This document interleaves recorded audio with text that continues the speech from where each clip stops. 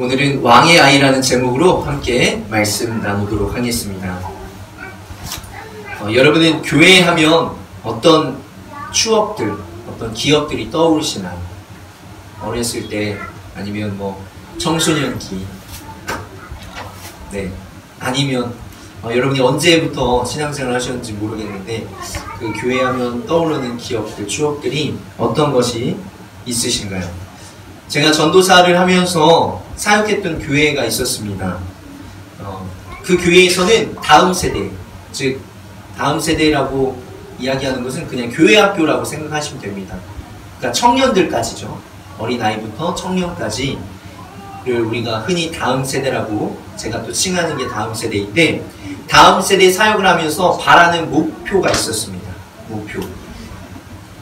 바로 그들에게 아름다운 추억을 주는 것이었어요. 교회 안에서 아름다운 기억을 주는 것. 그것이 목표였습니다. 물론 다른 목표들도 있었어요. 그렇지만 그것 중에 하나, 목표 중에 하나는 그들에게 좋은 추억, 즐거운 추억. 그러려면 어떻게 해야죠? 네, 많이 놀러 갔습니다.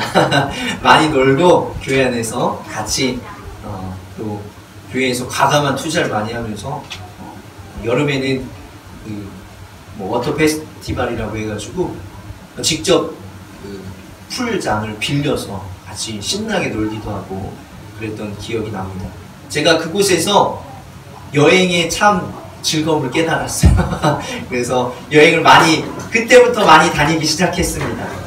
참 여행이라는 게 참 즐겁고 행복한 것이구나. 내가 알지 못하는 것을 많이 깨닫게 해주는구나 라는 것을 알게 되면서 그때부터 해외에도 좀 많이 나가게 된 것 같고 그렇습니다. 반대로 이제 교회 하면 안 좋은 생각들, 안 좋은 추억들이 있으신 분들도 있어요. 그러니까 교회에 안 좋은 추억이나 기억이 있으면 어른이 돼서도 교회 나오기가 굉장히 힘들어요. 근데 교회에 좋은 추억, 좋은 기억들이 있으면 나중에 언젠가는 교회에 다시 올 수 있다. 이런 신념으로 목사님께서 교회에 대해서, 물론 하나님에 대해서, 구원에 대해서도 가르치고 알려주지만 하나님 만나게 노력하지만 좋고 즐거운 기억들로만 남아있을 수 있도록 굉장히 노력을 하셨습니다. 저도 우리 교회도 정말 좋은 기억으로, 좋은 추억으로 남았으면 좋겠습니다. 그렇지만 또 제가 저 혼자만 노력한다고 해서 또 되는 것이 아니죠. 여러분 또한 노력을 해주셨으면 좋겠고, 한편으로는 때로는 또 교회에서 안 좋은 일이 있을 수도 있어요. 오해가 생길 수도 있는데 한두 번의 오해들로 계속된다면 사실 문제가 있는 거지만 한두 번 간혹 있는 일이라면 여러분들이 좀 한 발짝 물러서서 조금 이해해 주시는 여러분들이 되셨으면 좋겠습니다. 그래서 교회를 떠나는 일은 없길 소망합니다. 저도 마찬가지지만 교회에서 늘 좋은 모습만 있었던 것은 아니었어요.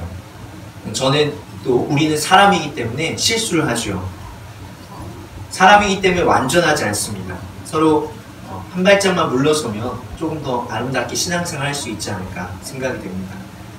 또 이런 얘기를 들으면 무슨 일이 있었나 이렇게 생각하시는데 무슨 일은 없었고요. 제가 그냥 좋은 추억, 좋은 기억이 있는 교회가 되면 좋겠다라는 소망에서 말씀을 드려봤습니다. 좋은 기억, 좋은 추억의 토대는 아마도 하나님일 것입니다. 그리고 하나님의 사랑을 경험한 사람들이 사람을 용서해주고 또 실수를 용납해 주었기 때문일 것입니다. 저도 어린 시절, 유년 시절, 또 청소년 시절에 교회에 많은 사랑을 받았어요. 힘들고 어려울 때. 그 사랑으로 인해서 지금의 제가 있지 않나 생각이 듭니다. 바라기는 우리 교회도 사랑이 넘치는 교회가 되길 소망합니다. 하나님의 속성은 굉장히 성격은 굉장히 여러 가지가 있습니다. 하지만 그 중에 가장 큰 것은 사랑일 것입니다. 그렇습니다. 하나님은 사랑의 하나님입니다. 신이신 하나님은 부족하고 연약한 우리를 사랑하여 주십니다. 그런데 여러분은 얼마나 하나님의 그 사랑을 느끼고 알고 계시나요? 오늘 본문을 통해서 우리가 하나님께서 우리를 왜 사랑하시는지 또 어떻게 사랑하시는지 살펴보면서 우리를 향한 하나님의 사랑을 깨닫게 되시기를 간절히 소망합니다. 먼저 첫 번째로는 하나님은 자신의 형상을 따라서 우리를 만드셨습니다. 오늘 26절과 27절인데요. 하나님이 이르시되 우리의 형상을 따라 우리의 모양대로 우리가 사람을 만들고, 이렇게 표현을 하죠. 그리고 27절에 보니까 하나님이 자기 형상 곧 하나님의 형상대로 사람을 창조하시되, 하나님께서는 이 27절에 보면 자기 형상, 하나님의 형상대로 우리를 창조하셨다라고 말씀을 하고 있습니다. 26절에 우리라는 단어가 있죠. 근데 우리라는 단어를 사실 이것의 해석을 두고 좀 의견이 분분합니다. 유대교적인 관점에서 보면 하나님께서 천사들과 함께 얘기하는 내용이다, 이렇게 표현을 합니다. 그 우리가 천사들도 하나님께 지으셨기 때문에 천사들 마찬가지로 하나님과 비슷한 형상으로 지었기 때문에 우리라고 얘기할 때 이미 천사와 하나님이든 아니면 하나님께서 우리가 이렇게 표현을 할 수도 있다라는 거 얘기를 하고 있습니다. 그렇게 표현을 해서 사람을 우리의 형상대로 만들자, 이렇게 이야기하는 의견이 있고, 또 하나는 제가 주장하고 있는 것만은 아닌데요. 저도 이렇게 동조하는 것인데, 성부, 성자, 성령, 삼위일체 하나님에 대해서 이야기를 하고 있는 것이다 는 거죠. 그러니까 우리라고 얘기할 때 이미 성부, 성자, 성령, 삼위일체 하나님께서 우리의 형상대로 사람을 만들자, 이렇게 말씀하신다라는 것이에요. 그러니까 태초부터 하나님, 성부, 성자, 성령은 함께 계셨다라는 거죠. 그렇게 해도 이 두 가지 해석이 있습니다. 근데 중요한 포인트는 뭐냐면, 공통되는 것은 어쨌든 하나님이다라는 거예요. 무슨 말이에요? 우리는 누구의 형상대로 지음을 받았다고요? 하나님의 형상대로 지음을 받았다라는 것입니다. 하나님께서 이 땅에 지으신 것 중에 유일하게 하나님의 형상대로 지은 피조물이 사람이다는 것입니다. 그래서 하나님께서 우리를 아들이요 딸이다 말씀하시는 것이에요. 왜요? 우리가 하나님을 닮았기 때문이죠. 우리가 자녀를 사랑하는 이유도 우리를 닮았기 때문 아닙니까? 마찬가지로 하나님께서도 우리를 사랑하시는 이유가 자신을 닮았기 때문입니다. 뭐가 뭔지는 저 잘 모르겠어요. 말씀을 보니까 뭐가 먼저일까 생각을 해봤어요. 사랑해서 자녀를 삼으시면 자녀여서 사랑하시는지, 뭐가 뭔지는 모르겠지만 어쨌든 둘 다 맞지 않을까 생각이 돼요. 사랑하시기도 하시고 자녀이기도 하고. 하나님께서 하나님의 형상대로 창조하였다는 말은 어떤 의미일까요? 외모일까요? 외모는 아니겠죠. 우리 자신들을 한번 보세요. 어떤 사람들은 강아지를 닮았고, 어떤 사람들은 고양이를 닮았고, 또 어떤 사람은 말을 닮았고, 어떤 사람들은 수달을 닮기도 하고, 어떤 사람은 하마를 닮기도 했다고, 굉장히 수많은 동물들을 닮았는데, 우리가 외모는 하나님을 닮지 않았을 거라 생각이 됩니다. 그러면 동물들과 너무 닮아있기 때문이죠. 그렇다면 우리가 닮은 것은 무엇이에요? 인격이죠, 인격. 하나님도 인격적이신 분이고 우리 또한 인격이 있는 사람이다 라는 것입니다. 창세기 2장 7절에 보면 여호와 하나님이 땅의 흙으로 사람을 지으시고 생기를 그 코에 불어넣으신 사람이 생명이 된지라. 즉 인격과 함께 무엇을? 영, 생명. 그러니까 하나님에게서 우리에게 영을 불어넣어 주셔서 우리 또한 영적인 존재 또한 되었다는 것입니다. 하나님과 우리가 동일한 것, 닮아있는 것은 첫 번째로 우리의 인격, 두 번째로 우리가 영적인 존재다라는 것입니다. 그래서 하나님께서는 우리를 이와 같이 닮은 존재로 만드셨다. 그러기에 우리를 사랑하신다라는 것입니다. 두 번째로는 하나님은 자신의 대리 통치자로 우리를 세워주셨습니다. 한번 따라해볼까요? 대리 통치자. 말이 좀 어렵나요? 네. 대신해서 다스리라 하라는, 통치하라는 그런 의미가 되겠습니다. 창세기 1장 28절에 보면 하나님이 그들에게, 이 그들이 누구죠? 아담과 하와입니다. 하나님이 그들에게 복을 주시며 이르시되 생육하고 번성할 땅에 충만하라. 땅을 정복하라. 바다의 물고기와 하늘의 새와 땅에 움직이는 모든 생물을 다스리라 하시니라. 모든 것을 다스리라고 하신 것이에요. 사실 이 본문 역시 우리가 해석을 잘 해야 되는데, 여기서 땅을 정복하고 다스리라 하는 것이 동식물이 우리 밑에 있으니까 우리가 주인이 되어서 함부로 훼손하라 이런 말이 아닙니다. 여러분이 아끼는 물건이 있죠? 가장 아끼는 물건이 뭐예요? 여러분들 보물이라고 할 수 있습니다. 자녀 말고 물건 중에 성경책. 네. 자, 은혜로 대답이 나왔습니다. 젊은 사람들은 뭐예요? 이거예요, 이거. 젊은 사람, 난 20대만 해도 이거, 30대만 해도. 저도 맨날 이거 붙잡고 있어가지고 와이프한테 혼나는데, 하여튼,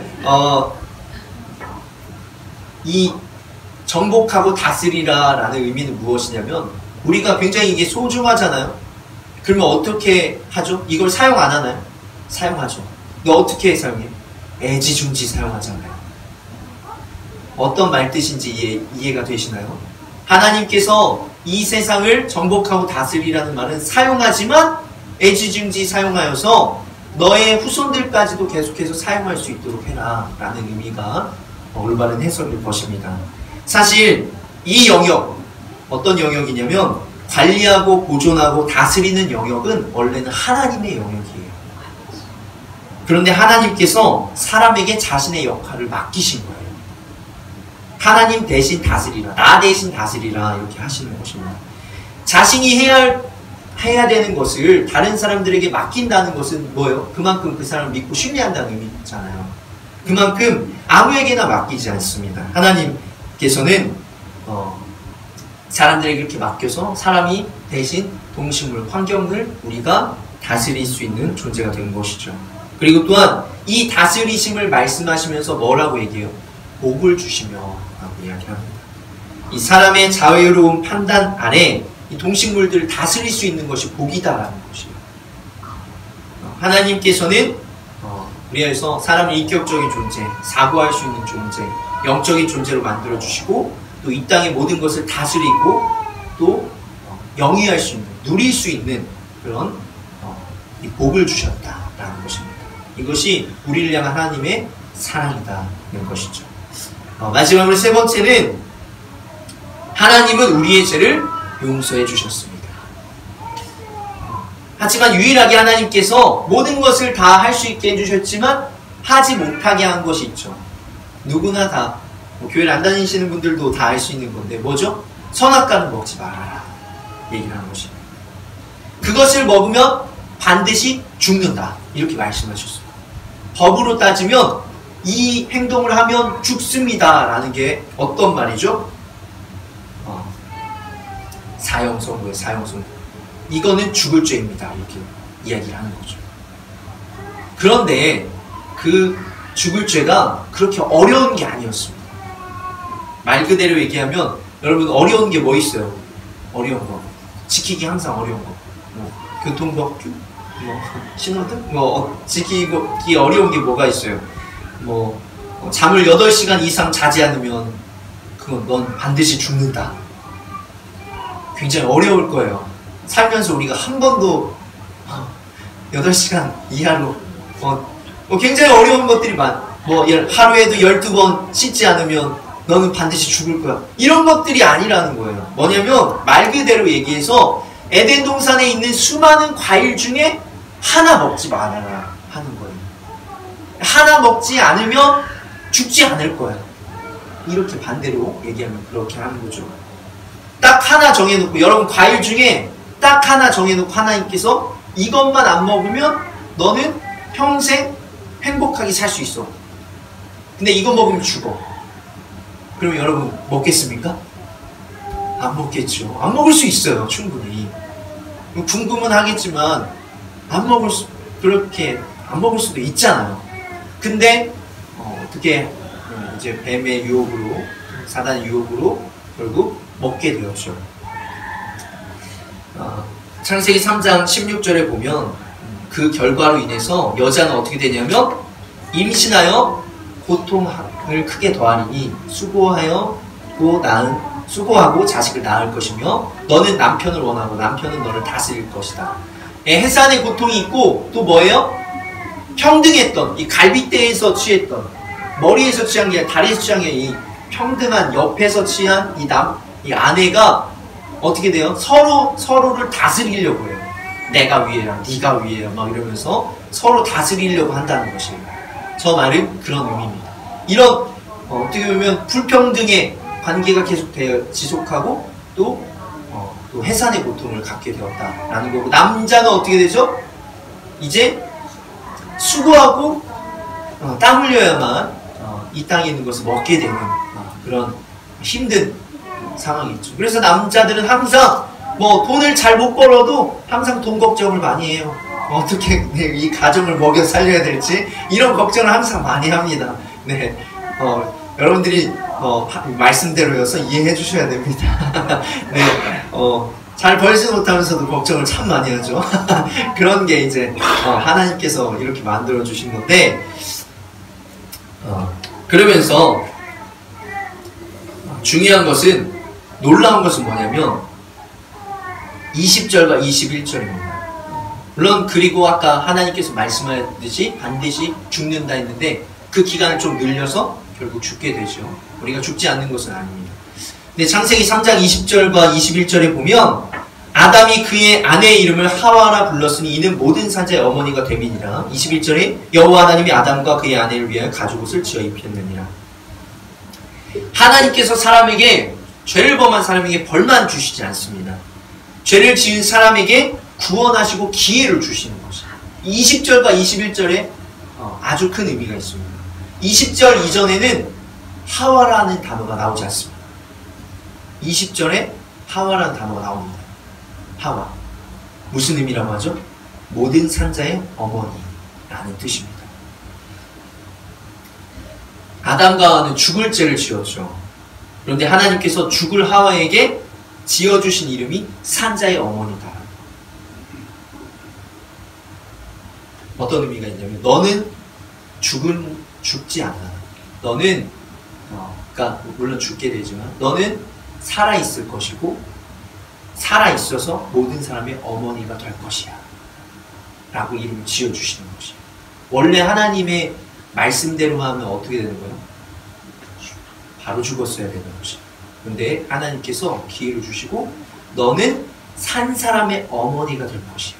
그러니까 하나님께서 이 아담과 하와를 통해서 계속해서 이어지는 그 역사, 그러니까 자녀를 잉태하고 낳게 된다는 것이죠. 그리고 결국 그 끝은 어떻게 되는 것이에요? 이 하와로 인해서 누가 태어나죠? 예수님이 그 계보에서 나오게 되는 것이죠.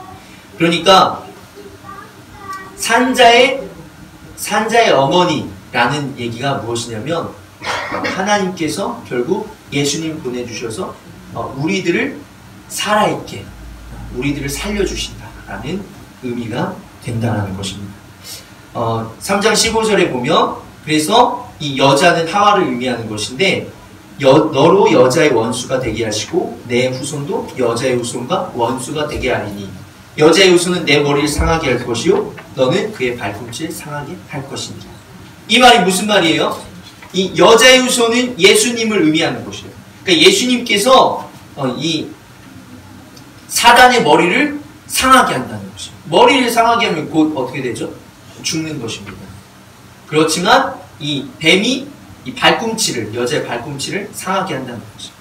그러니까 우리 살아있는 동안에 사단이 끊임없이 우리를 힘들게 하고 넘어지게 하고 고통스럽게 하지만 결국은 이 요한계시록의 말씀을 통해서도 나오지만 결국은 예수님께서 사단의 머리를 상하게 해서 결국은 승리하게 만들 것이다 라는 이 말씀입니다.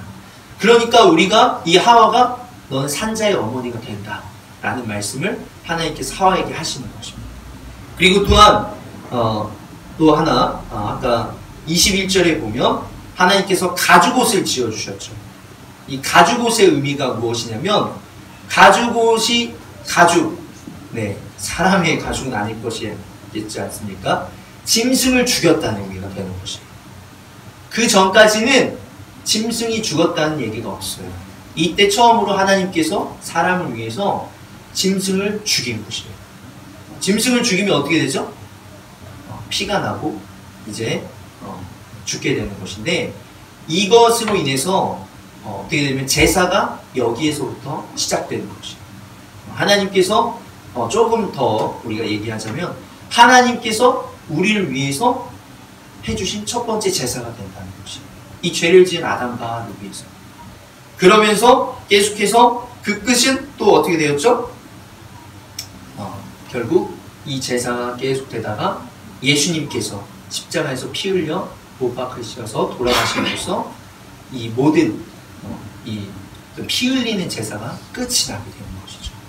그리고 왜 그 끝이 되냐면 예수님께서, 흠없으신 예수님께서 이 땅에 오셔서 우리의 죄를, 동물을 우리 과거 구약의 제사법에서도 알 수 있지만 하나님께서 왜 동물을 죽이셨냐면 동물에게 죄를 전가하는 것이에요. 너 아담과 하와의 죄를 전가해서 용서해 주겠다, 이렇게 하는 것이에요. 그러니까 우리의 죄를 대신해서 누군가가, 어떤 동물이 무언가가 대신했어야 됐어요. 그런데 그 대신한 것이 누구라고요? 예수 그리스도예요. 근데 계속해서 동물들은 죄를 지으면 또 전가하고 또 전가하고 또 전가하는 것입니다.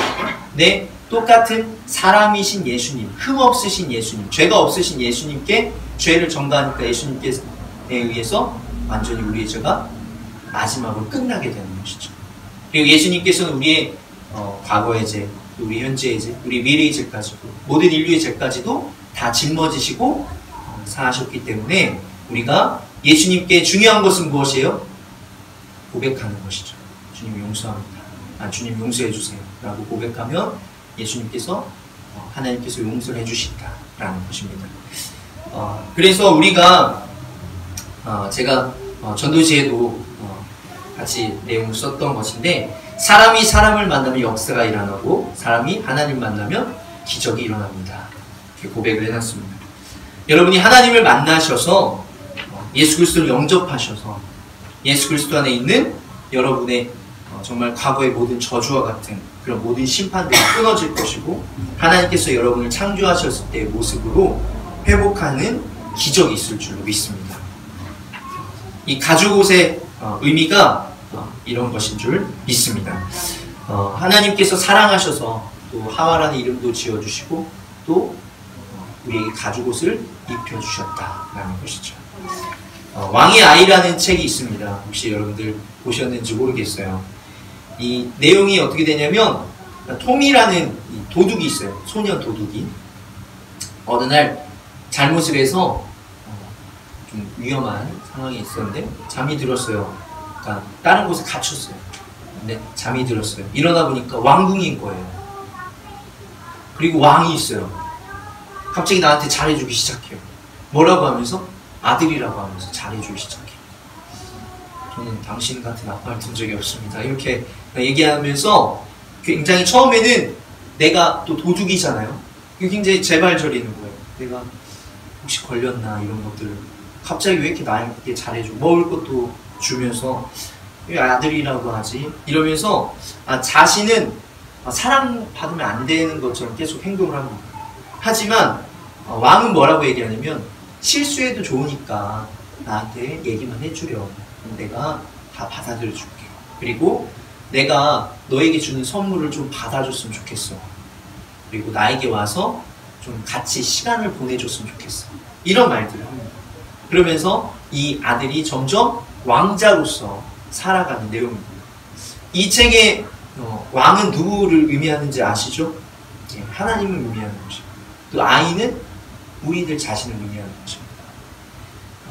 하나님께서 우리를 사랑하시는 이유가 하나님을 닮은 하나님의 자녀이기 때문입니다. 우리가 하나님의 아들이요 하나님의 딸이기 때문이죠. 다른 이유는 없습니다. 그리고 하나님께서는 여러분에게 복 주시길 원하시고 여러분을 회복시켜 주시기를 원하십니다. 여러분이 하나님의 자녀답게 또 살아가시길 간절히 축복합니다. 요한계시록 3장 20절에 보면 볼 볼지어다 내가 문 밖에 서서 두드리노니 누구든지 내 음성을 듣고 문을 열면 내가 그에게로 들어가 그와 더불어 먹고 그는 나로 더불어 먹으리라. 여러분의 마음의 문을 여시고 예수님을 영접하셔서 여러분의 정말 더럽고 추한 모든 죄를 깨끗하게 하시고 왕의 아이라고 너는 나의 자녀야 라고 말씀하시는 하나님께서 여러분에게 거룩한 새옷 또 은혜의 옷을 입혀주실 줄로 믿습니다. 하나님은 사랑이십니다. 여러분 또한 하나님을 사랑하시고 그 하나님을 경험하시면서 하나님의 자녀로 살아가시길 간절히 소망합니다. 우리 하나님의 사랑을 날마다 경험하시는 우리 좋은 만남 교회 성도님들 되시길 소망합니다.